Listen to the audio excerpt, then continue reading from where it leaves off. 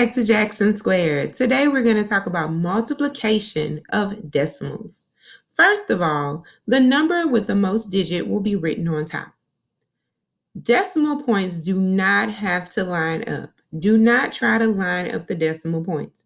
That is insignificant for multiplication. It doesn't help at all, okay? You're going to multiply like normal. Then you're going to count how many digits are behind the decimal in the first number. And you're going to count how many digits are behind the decimal point in the second number.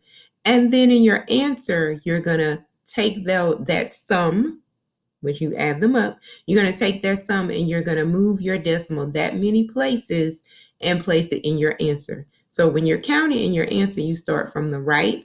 So you're going to go from right to left, just like when we read division from right to left. This is another time in math when it's right to left, not left to right.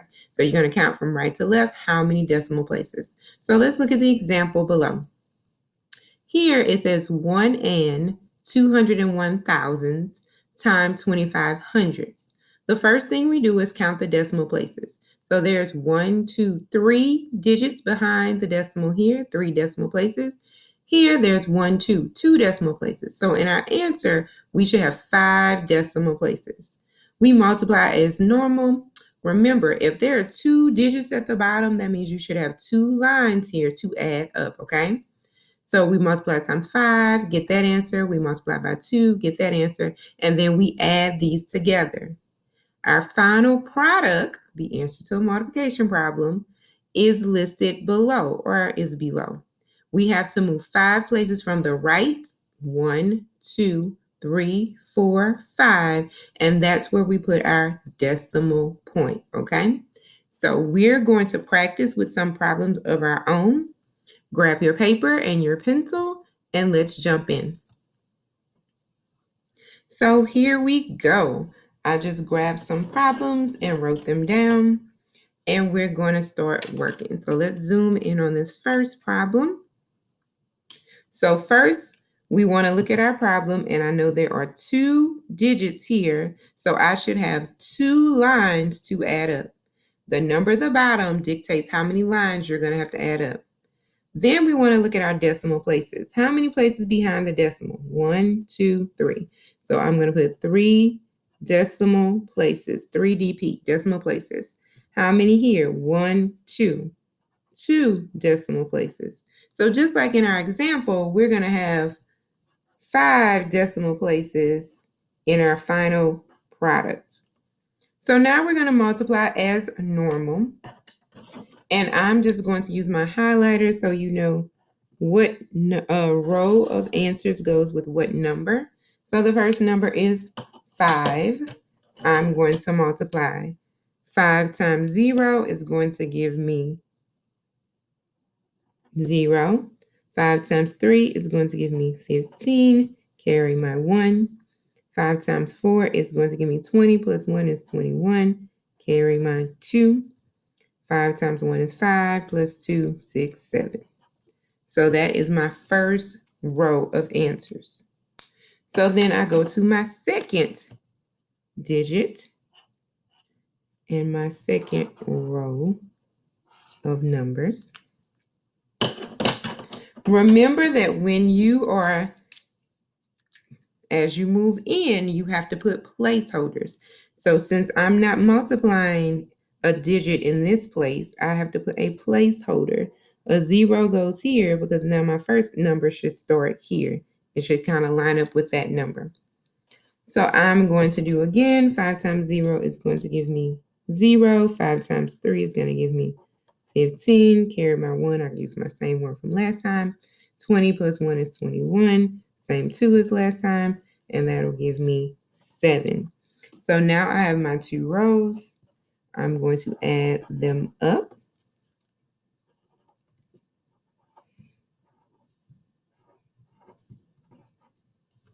So there's my answer. But I'm not done yet. I have to make sure that I have 5 decimal places here. 5 digits behind the decimal. So I'm going to start at the right, counting 1, 2, 3, 4, 5. So my decimal point will be in front of this number. So my final answer will look like this.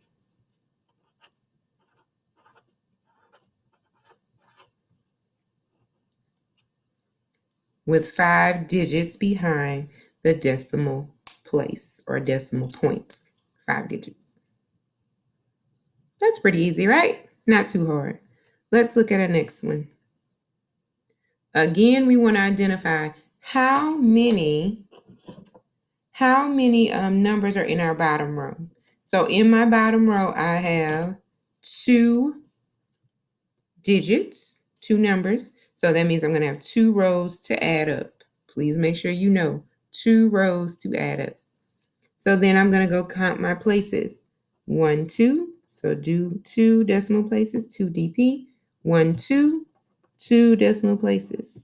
So in my final answer, we should have a total of 4 decimal places. So put that in a square, save that for later. So again, let's jump in. I'm going to highlight my first row. That goes my first number. 3 times 2 is going to give me 6. 3 times 1 is 3. 3 times 7 is 21. So that's my first row. For my second row, I'm going to highlight my second digit and where my numbers should go. Again, remember I told you I have already used my first number. I have put a placeholder 0 there. Before you start multiplying, make sure you have that placeholder there. So then 2 times 2 is 4. 2 times 1 is 2. 7 times 2 is 14. We want to add those up. Again, you see that I'm using grid paper or graph paper. I like to have those nice columns and rows to help me keep all my numbers and everything straight and in order. 6 and 0 is 6, 7, 3, 6, 1. And I have 4 places behind. Let's count our 4 places. 1, 2, 3, 4. My decimal point will go in between the 1 and the 6. So our final answer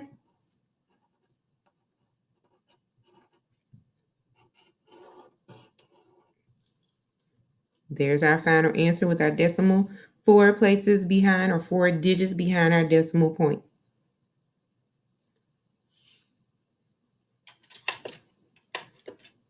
So there are 2 more problems here. What I want you to do is I want you to look at your notes, follow the steps, and I want you to practice these 2 problems. Remember what we did. We want to look at how many numbers in the bottom number to see how many lines we need to have to add. We want to count up our decimal places, multiply as usual, and then in the answer, after we add, we want to put in our decimal point back in with the sum of those decimal places. I know you can do it. Pause right here, practice these 2 problems, and then come back and check your work. Go for it. Welcome back. Great. I hope that it was not too much of a struggle. You remembered all the steps and you are ready to check your answers and your work. So let's jump into it. So the first thing we notice is there are 3 numbers here. So that means I'm going to have 3 lines to add. 3 lines to add. Let's count our digits. 1, 2. So 2 decimal places here. 1, 2. 2 decimal places here. So in our answer, we will have 4 decimal places. Okay? So let's highlight our numbers.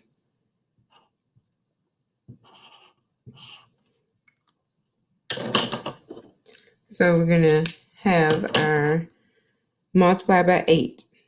8 times 8 is 64. Put my 4, carry my 6. 8 times 5 is 40. plus 6 is 46. 6, carry my 4. 8 times 1 is 8, plus 4 is 12.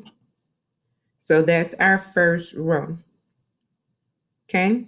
So for the second round, you might want to cross these numbers out at the top so you don't get confused if it confuses you. I know some kids, it confuses them. So you can always go back and scratch those out once you're done so you don't add them again on the second round. So now we're ready for 7. Highlight this. Again, put that 0. Okay? Put that 0 here because 7's numbers are going to start here. 7 times 8 is 56. So I put a 6 and I carry a 5. 7 times 5 is 35. Plus 5 is 40. So then I carry a 4. 7 times 1 is 7. Plus 4 is 11. So here's our second row. Make sure you're checking your work along with me to see if you made any mistakes. Let's go back and we can scratch out these numbers just for confusion purposes, not to be confused. Highlight.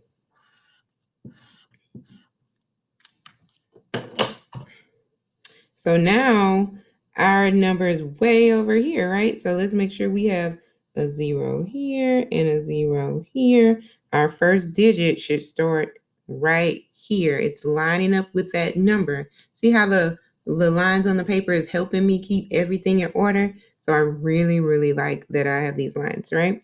So this one is easy. 1 times 8 is 8. 1 times 5 is 5. 1 times 1 is 1. So at this point, we're done. So we can put our plus sign, draw our line, and add this number up. This will be 4. That'll be 12. Carry my 1. 8, 9, 10, 11. Carry my 1. 5, 6, 7, 8. And 2. And then we have 4 places behind the decimal. So start from the right and count. 1, 2, 3, 4. Okay, make sure when you're counting, you're not counting from where you started. You count after you've passed that first number. When I get to this first number, that's 1, 2, 3, 4. So here's my final answer.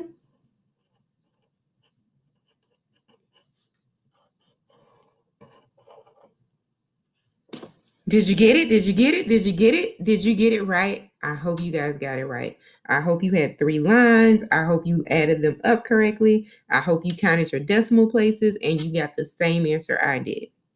So let's do the last one. This one is going to be pretty easy, right? We see there's only one number there, so that means we only have one row of answers. I see that there's 1 decimal place and then 1 decimal place. So that's going to give us a total of 2 decimal places in our answer. So this one is looking pretty easy. Not a lot of work going to be involved, right?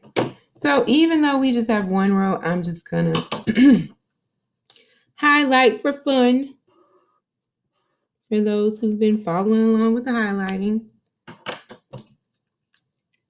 That is a 5. So we're going to multiply our 5 times, I want the black.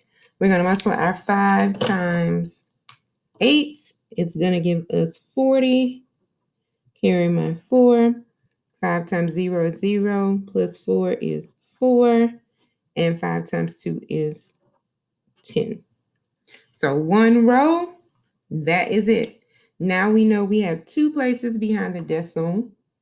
So I'm going to grab and count 1, 2. Okay. So our final answer looks like this.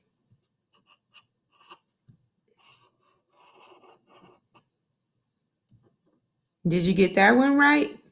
I bet you did. That one was easy. Okay. So thanks for practicing along with me. I'm sure you're going to have another document to practice on and some more time to practice. If you don't get it, watch the video again and keep practicing. Good luck.